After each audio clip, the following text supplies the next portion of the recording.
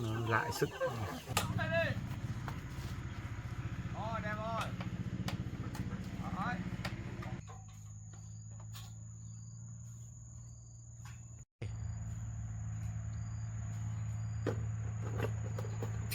Hai phân như tầm này được chưa? Tầm này được chưa?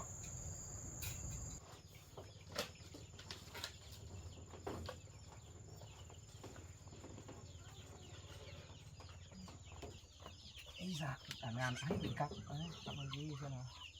Không gì được. Đấy, kiểm tra xem nhiều trứng nhá. Đấy.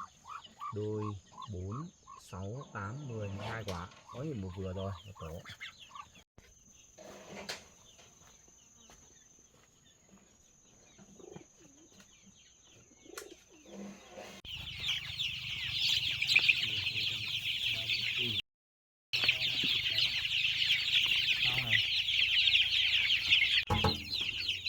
Ui, chết rồi, già bị đỉa rồi, tiêu chảy rồi.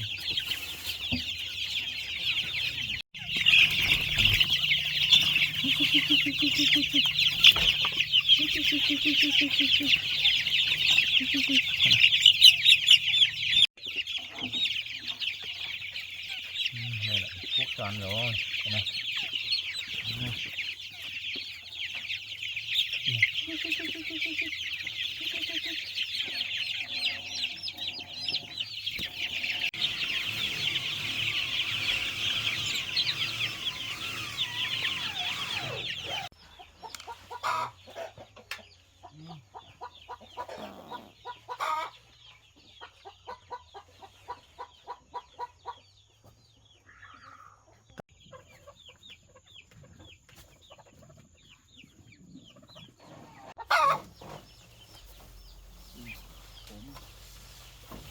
Ui giời, con gà làm sao này,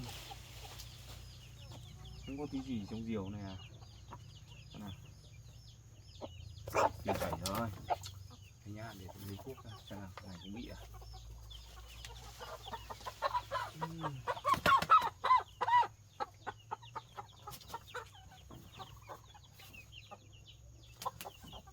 Để lấy thuốc ra.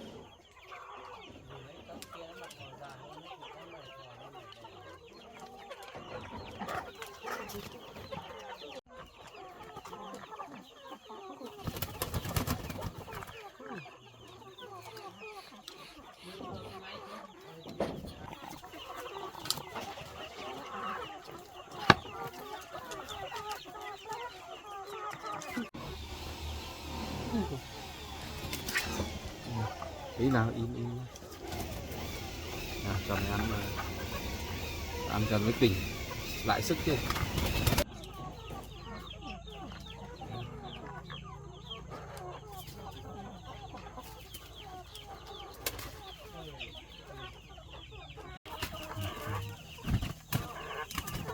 Ăn đi nhá, thuốc nó lại sức, hết ốm được. Không sao đâu mà.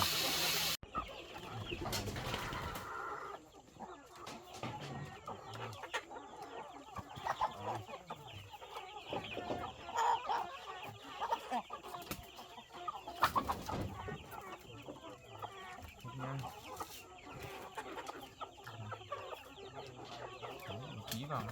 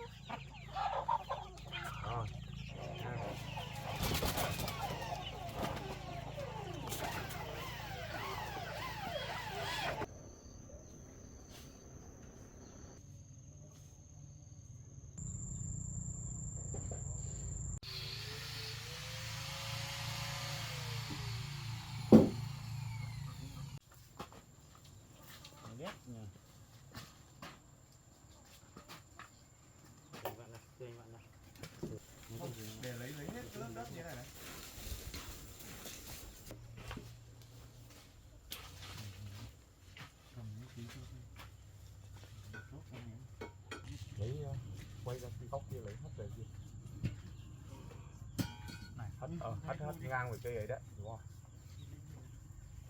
Hất ngang từ đây.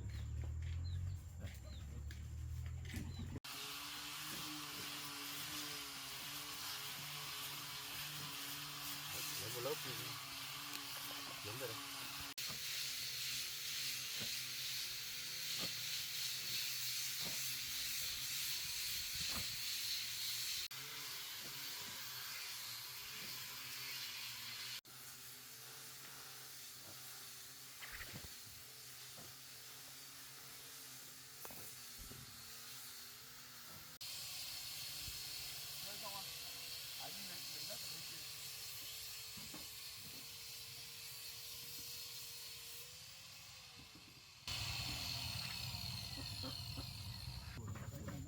Hạ chỗ này xuống khoảng, hạ chỗ này xuống khoảng 2-3 phân là mình lấy đất cái về kia là vừa.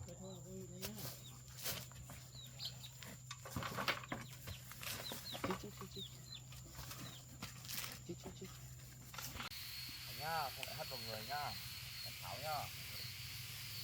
Ui giời.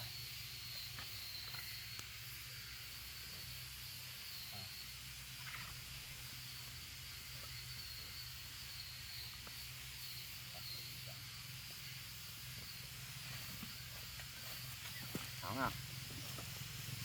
Tháo giấy nhá, em tháo giấy nhá.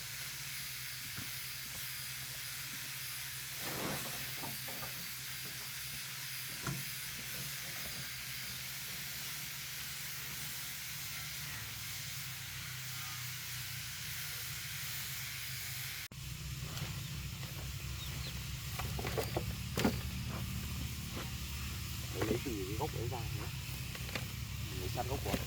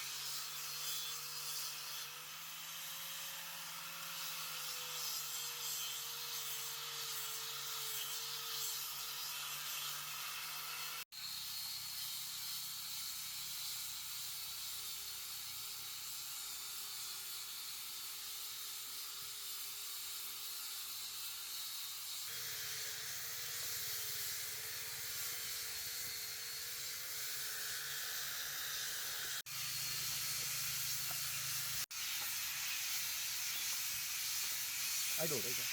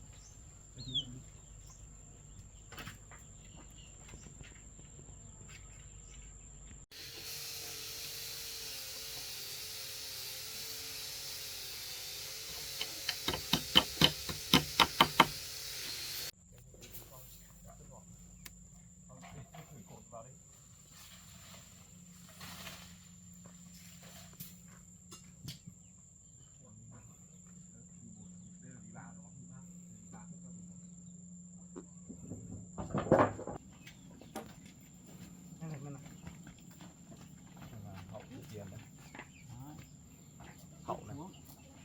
Này đấy, đúng rồi. Cái đấy còn hậu tiền không? Hậu.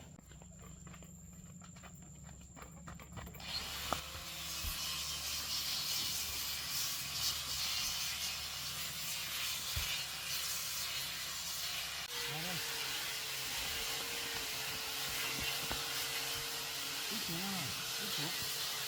Đây nào, ít số. Đây nào, ít số.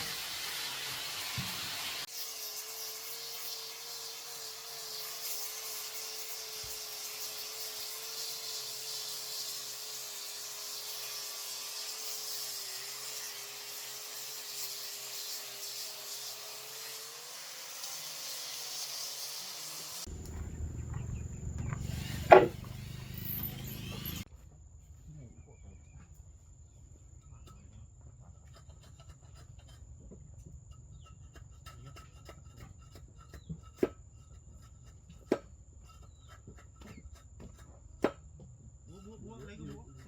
Cái túi đâu nhỉ? Túi đồ đâu nhỉ?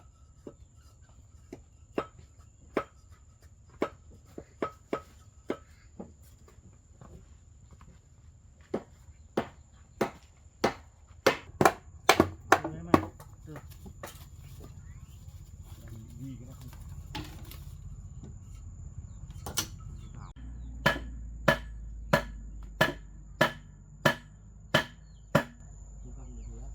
Kích cái này lên cho anh, lấy cái gì kê kích cái này lên cho anh.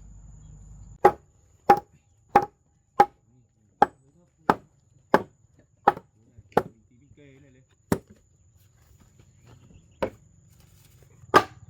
Rồi, ngon rồi. Lắp kèo, chọn lấy cái kèo của nó đi. À còn câu đầu này. Chắc không cần nâng nữa. Không phải nâng lên một tí đấy.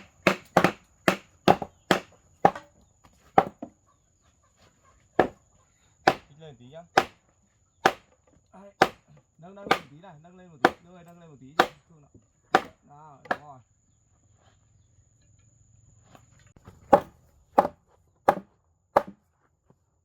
Lấy ấy, lúc bây giờ lấy cái kèo. Quay đầu nào.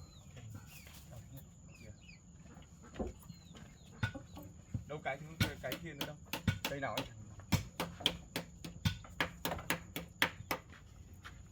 Lưu ơi, ra chuyển cái này về đằng sau ấy Lưu. Thế thì Đúng rồi. Này tiền quay này hậu. Đây xoay lại. Đây. Đấy, đúng rồi, đúng của nó đấy. Quay lại sao này Lưu ơi.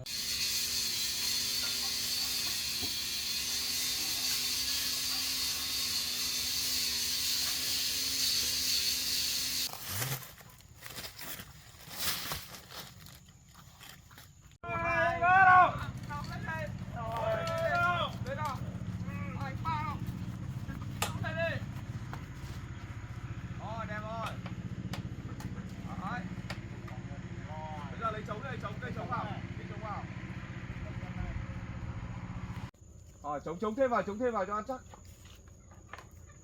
Đúng rồi, chống thêm vào. Chống thế nào thì mới bỏ ra dây đó. Một cây bên kia, một cây bên này. Đúng rồi. lẽ ra phải chống hai cái cột.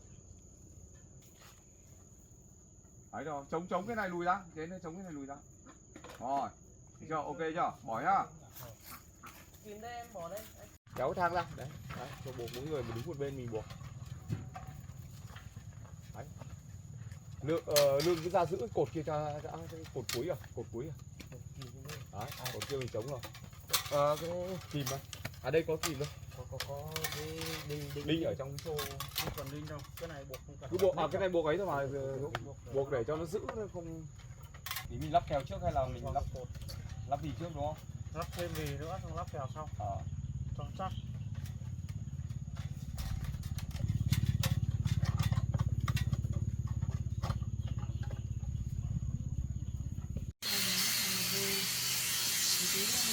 Quay nữa nào không? Bắn nhiều.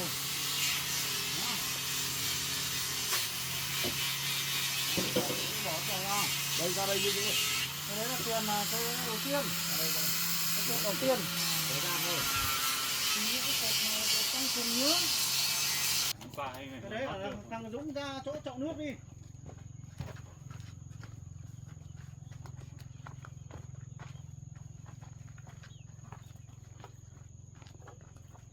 Đừng đè lên, bỏ ra ngoài. Đừng bỏ đè lên. Cho ra ngoài. Rồi. Nghiêng vào.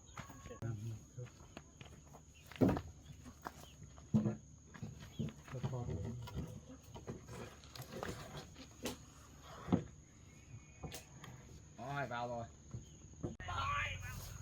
Nào lên đi. Ôi, Nhẹ thế. nhẹ mà cái này nhẹ, nó có 4 cây, 2 cây. Từ từ nhá. Kìa giữ chống cái. Cương phản đâu em ơi. Cương giữ đi ông nó nghiêng. Chú đẩy ra. Lắp chuyên nghiệp. Từ từ lấy cái xe băng đây chú để chú bắn cái chân này. À đâu thằng đấy. Lương. Cái này là thao đâu. À lấy kìm đâu. Dũng đưa kìm. Bố. Cho chân ra đây. Nhấc chân ra. Rồi. Vào rồi. Tí nữa cho Cho cái đầu vào. Nữa. Rồi, đi trên xuống. bố trên xuống cái. Được không sợ đồ.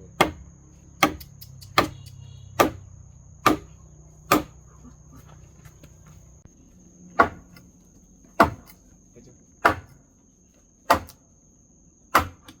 Đi rồi.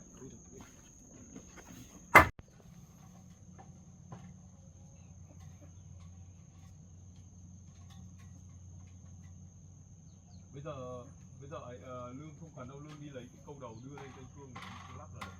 Bỏ cái trống ra. Hai bỏ cái trống ra, hai người giữ hai bên này được mà. Bỏ cái trống. Bởi vì khi mình Cương trèo lên cao tí nữa Cương.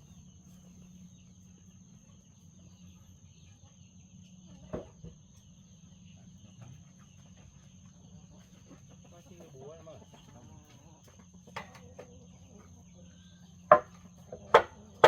Trèo lên bên kia.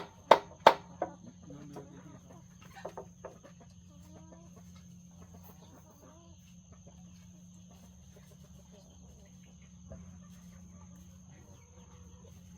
Họ vẫn phải tiến lên mình bọc. Lùi bên kia thôi. Đấy, này đặt sang. Họ có cái xuống to. Đặt sang bên này. Đặt sang đấy.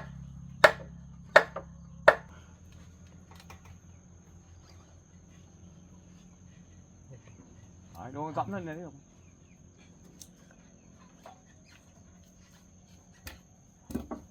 Đẹp rồi. Đẩy về bên em một tí nữa.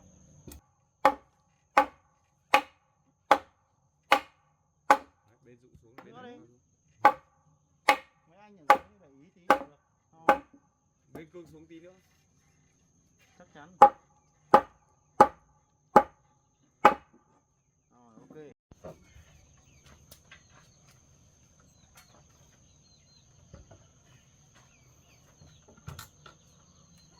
Đẩy lên Lương đẩy ra tí. Đẩy về bên đấy là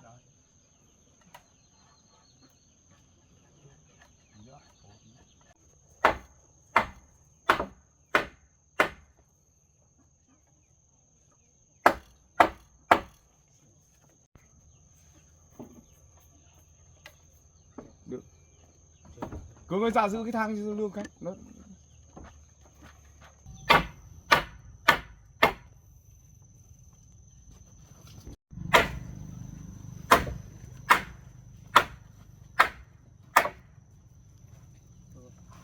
mặt trước. Bỏ ra. Đấy câu đầu cho cả được gì lùi trong kia.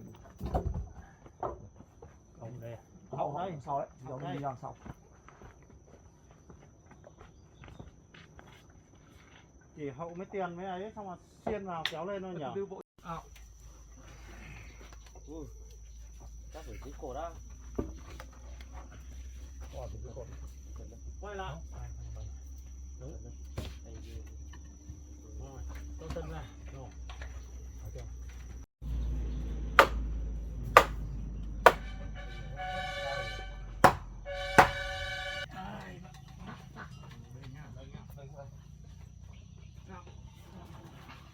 Đây đây. Rồi rồi rồi. Rồi thế đó. Tí nữa cơ. Anh sập vào bên đấy đấy. cho lên chưa?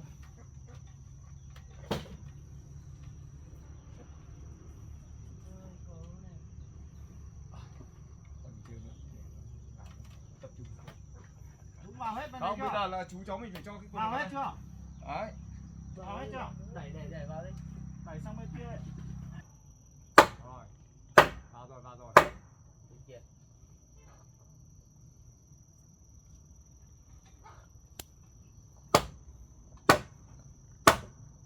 Vào hết ông đã đóng xuống.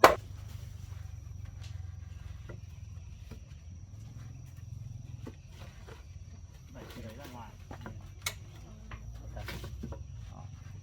Vào rồi. Rồi, ok. Ui giời ngon.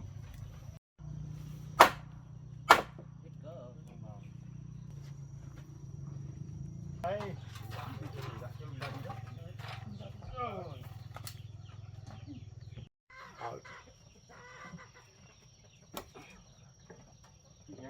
Đẩy đâu. Đấy, vào rồi. Không cần đập. Lắp cái này vào luôn này. Cái đầu đâu.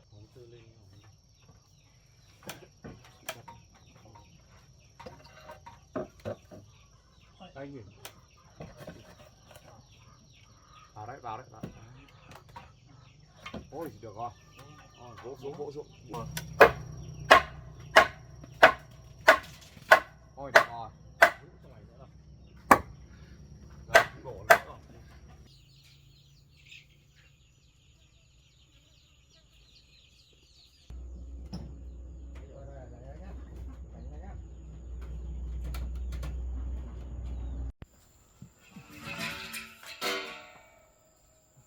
Đặt luôn nhé.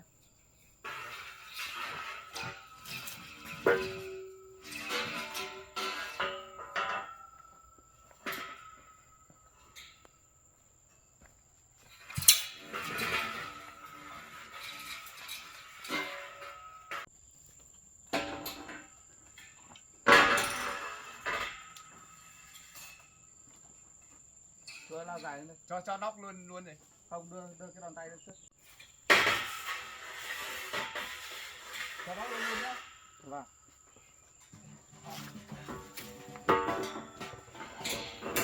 Anh giả nó nặng phết đấy.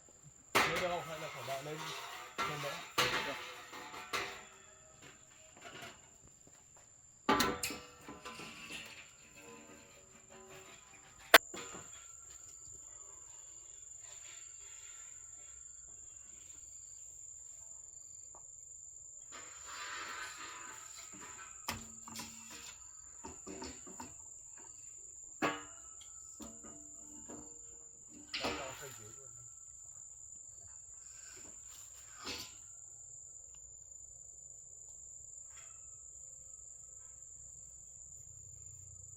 Lên buộc nhá.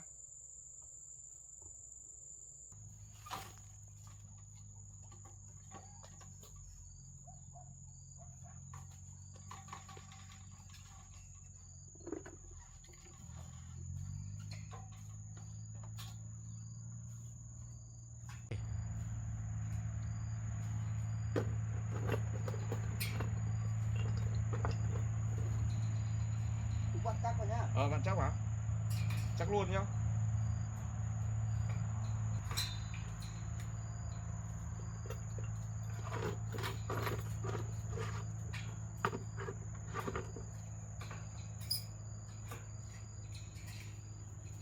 Đấy, 2 phân như tầm này được chưa? Tầm này được chưa? Chốt nhá.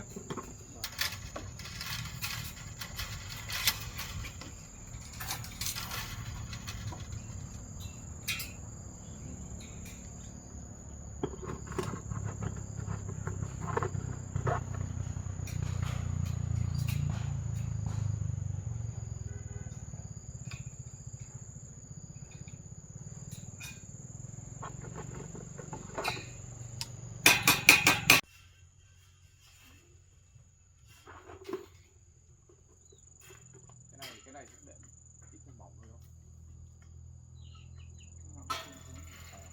Ngắm cái trên xuống thôi.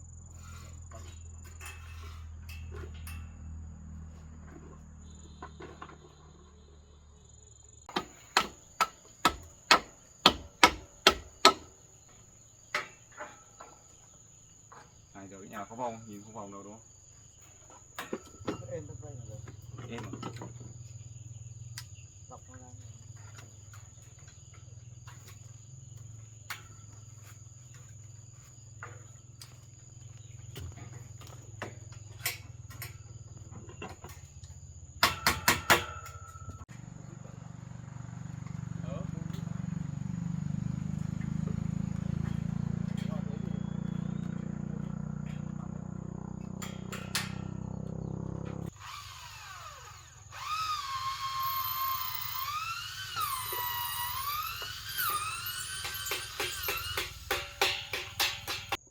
Nhặt cho cái đinh người đó.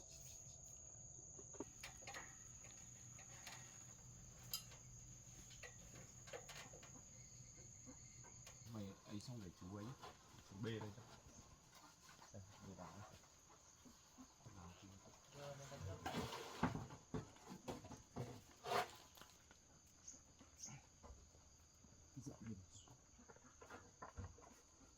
Mặt nào nhỉ?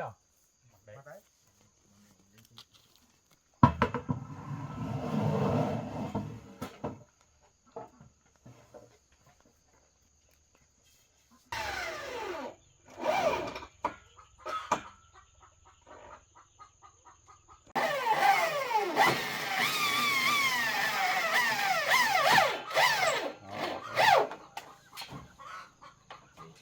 Thì đặt lấy cái miếng lửa này lên này.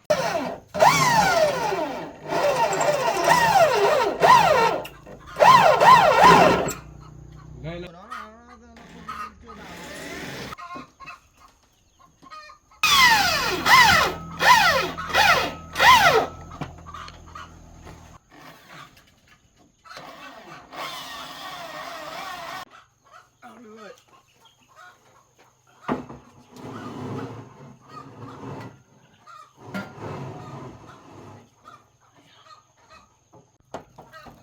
Bằng rồi. Thụt đúng không?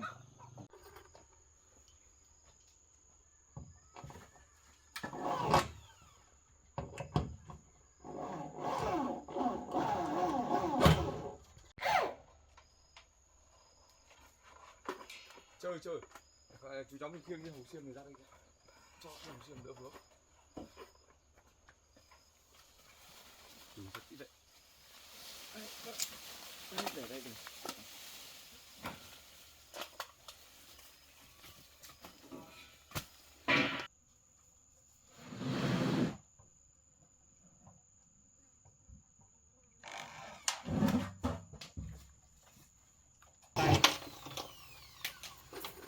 Cái này chắc tí nhặt được xô ấy.